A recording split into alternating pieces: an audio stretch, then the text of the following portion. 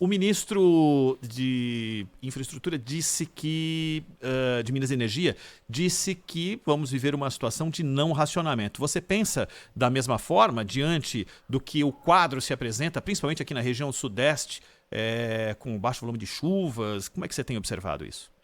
Olha, eu acho que veja bem, eu não quero aqui propagandear o caos, né?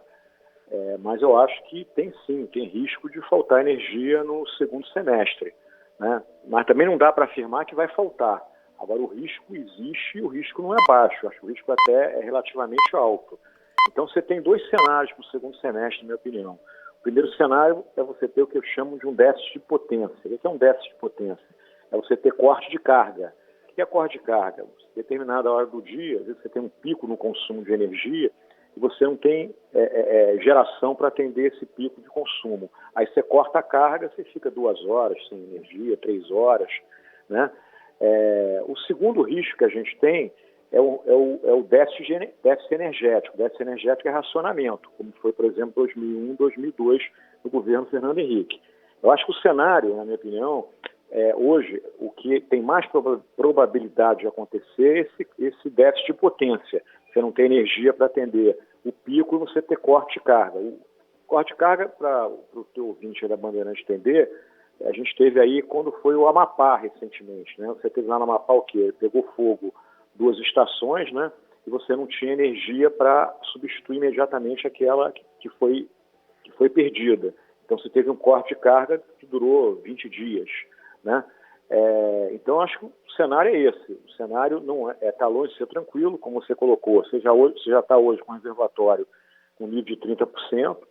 A expectativa em agosto é que chegue a algo em torno de 20 ou até abaixo de 20. Em outubro, menos de 10 ou 10, porque chuva mesmo, quer dizer, a gente só vai ter lá para o segundo, que é quinzena de novembro, e dezembro, né? Então você vai ter aí, principalmente, 3 meses que vai ser muita emoção para o setor elétrico, que é o mês de agosto, o mês de setembro, o mês de outubro e início do mês de novembro, né? Agora, o governo ele tem que tomar providências para enfrentar o curto prazo. Eu acho até que o governo já está atrasado nessas medidas, né? Essa medida anunciada pela ANEEL de botar a tarifa vermelha, nível 2, agora a partir de 1º de junho, eu acho que já deveria ter sido feita desde, sei lá, de março, mais tardar abril, né? E também o preço da energia, que é transacionada, que é conhecida no jargão do setor como PLD, ela tem um teto de 530. E esse teto ainda não foi atingido, então eu acho que deveria também já estar no teto. Por que isso? Porque com a tarifa, com a bandeira vermelha nível 2, você vai incentivar uma redução de consumo, né? Por parte de todos nós. E com esse PLD mais alto possível, você acaba ligando todas as fontes, todas as usinas não hidrelétricas para tentar guardar alguma água do reservatório, né? Então, essas são soluções de curto prazo, né? Que você não tem jeito de tomar, você não pode aumentar a oferta de energia no curto prazo. Agora, a médio e longo prazo, a gente precisa de mudar esse planejamento do setor. Eu acho que a gente está passando por essa crise de 21, como a gente já passou em 2014, também bateu na trave, você teve uma crise hídrica forte, e lá naquela época aumentou-se a tarifa. Também se fez aí se usou todas as usinas não hidrelétricas, né? Lembra que em 2014 você parou a hidrovia Tietê-Paraná por 16 meses. Pode ser que agora aconteça também isso, né? Que você está vendo que esse alerta de risco hídrico é para permitir que a ANA deixe que haja uma maior vazão dos reservatórios. E aí a gente cai em outro problema, né? Que a água hoje ela tem uso múltiplo, né? Ela serve para gerar energia, ela serve para irrigar, ela serve para navegação, ela serve para turismo e serve para saneamento, né? E historicamente sempre se privilegiou a geração de energia elétrica. Será que ainda é por aí que tem que fazer? Não sei, tem que ter também uma conversa. Agora, isso tudo que a gente está passando, volto a repetir, é erro de planejamento.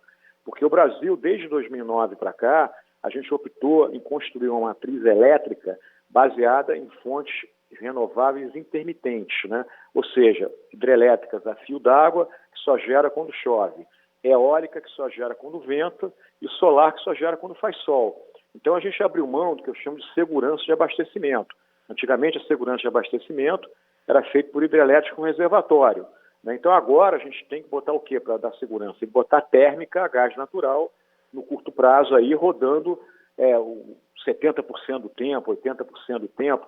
E a médio e longo prazo, a gente tem que pensar até em ter mais nuclear na matriz elétrica brasileira, porque quanto mais diversificada for a matriz, menor a probabilidade de você ter risco de falta de energia, como a gente está tendo esse ano.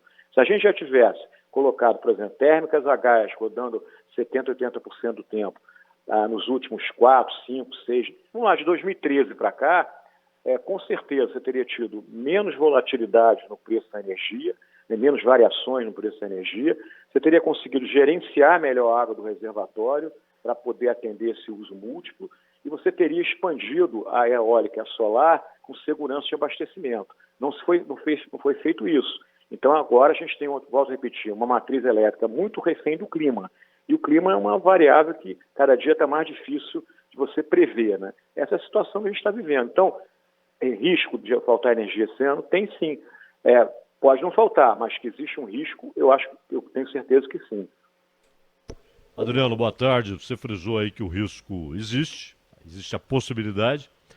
E nós tivemos, inclusive, uma reação do setor agrícola, que tem sido fundamental até para evitar períodos de recessão, garante pelo menos algum crescimento do PIB. A agricultura tem sido essencial para a economia brasileira. E quando surgiu aí a especulação de que poderia haver uma regulamentação provisória com relação ao uso da água na agricultura e irrigação, é claro, eles lembraram que isso pode levar à diminuição da produção e, portanto, ao encarecimento dos produtos para o consumidor. Olha, é mais do que isso, né? Porque, veja bem, por exemplo, se acontecer o que aconteceu em 2014, você fechar a hidrovia Tietê-Paraná, nessa hidrovia você passa balsas carregando grãos que vêm do centro-oeste, né? Então, aquilo ali tem um custo muito mais baixo do que transportar de caminhão, né? Uma balsa são quase 100 caminhões rodando a diesel na estrada, né? Então, você também tem impacto no turismo. O Lago de Furnas, né, é um lago onde você tem muito turismo ali em volta, com pousadas, com hotéis, que também cada dia está ficando mais inviável pelo esvaziamento do reservatório. E essa irrigação que você está falando também. E saneamento. Saneamento precisa de água, né? As pessoas precisam de água, né, para o seu uso diário, né? Então, o setor elétrico ele sempre teve um certo monopólio sobre o uso da água. Eu acho que cada vez mais a gente tem que discutir se esse monopólio ainda faz sentido. Mas por que a gente tem que discutir? Nós temos que discutir a criação no Brasil de uma matriz elétrica menos dependente da água, né? Então, o que eu estou falando, se você tivesse botado gás natural rodando na base, térmicas aí de 250, 300 reais megawatt-hora, você tinha gerenciado o nível do reservatório, você tinha guardado mais água para os outros usos que não a energia elétrica, né? Então é isso que eu estou dizendo, a gente precisa diminuir, a gente precisa deixar de ser refém do clima, né? De água, de vento, de sol, e para isso precisa de térmica, entendeu? Claro, e além da energia nuclear, como você frisou. Agora, A Adriano... energia nuclear é uma coisa assim, que você demora 5 anos para construir uma usina Sim. nuclear, mas a usina nuclear é importante a gente aumentar a participação na matriz elétrica brasileira.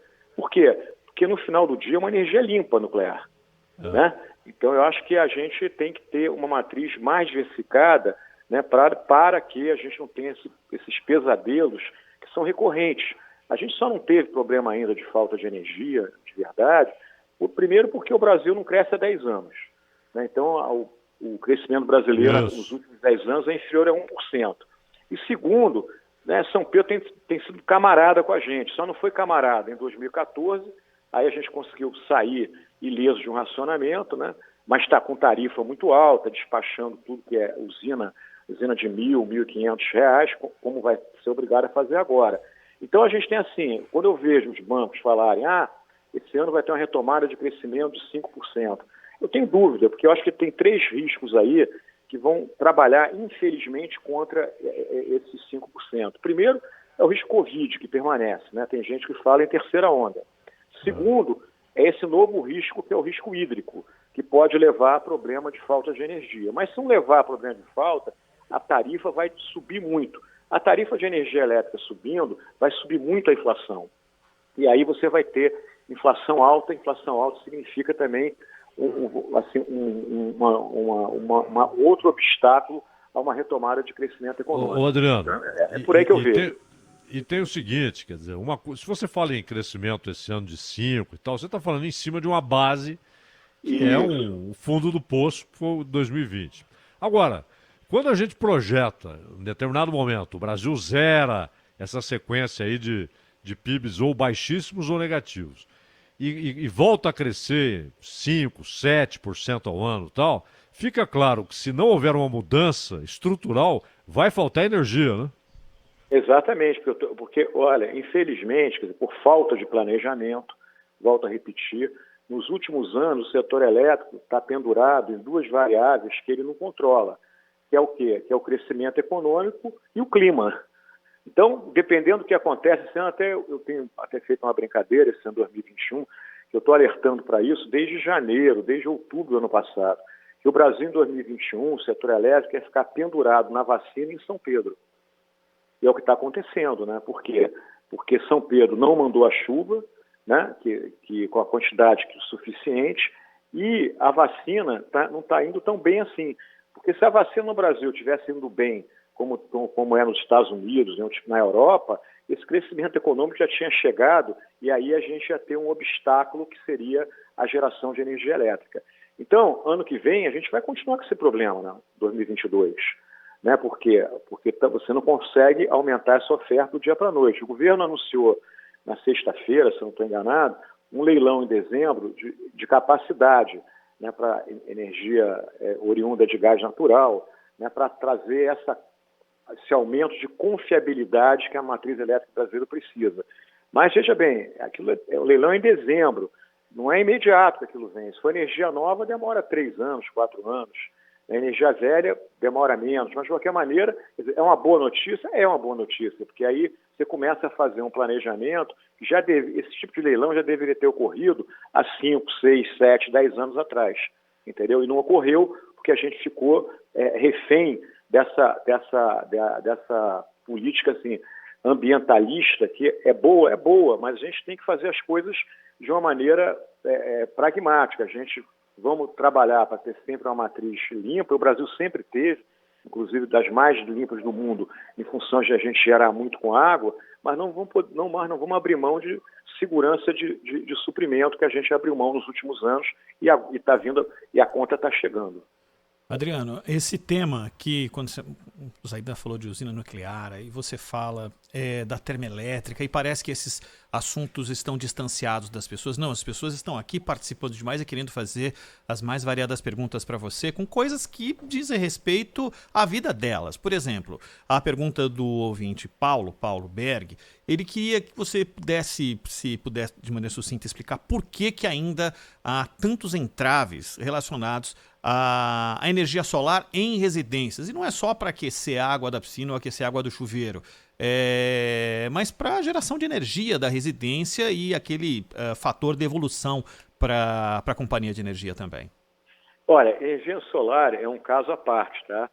A energia solar, ela funciona muito, né, no que a gente chama de geração distribuída, que é o que você está falando, é você botar um painel solar na residência, é você criar uma fazenda solar e levar energia para transportar essa energia para abastecer com energia solar, por exemplo, agências de banco, shopping centers, né?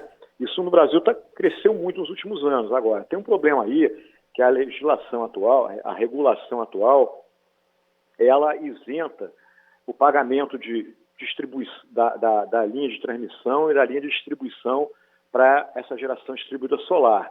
No início, isso foi importante para você dar o começo da geração solar e crescer. Agora não faz mais sentido também.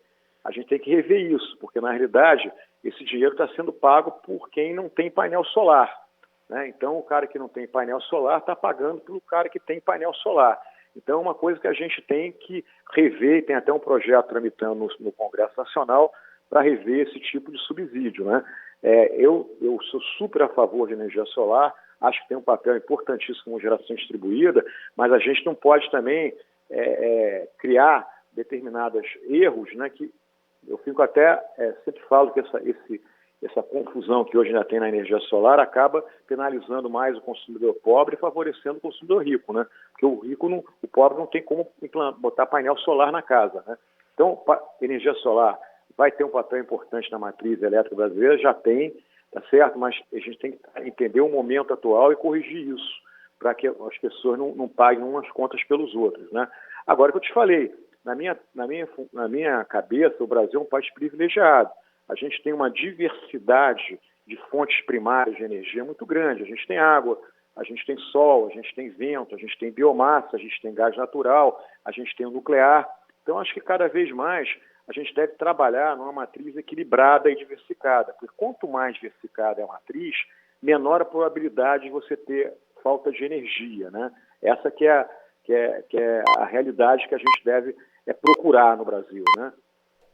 Adriano Pires, diretor do Centro Brasileiro de Infraestrutura, conversou com a gente aqui na Rádio Bandeirantes. Adriano, muito obrigado pela sua costumeira atenção aqui com a Rádio Bandeirantes. Até uma próxima. Até uma próxima, é sempre um prazer falar com vocês e uma boa semana a todos.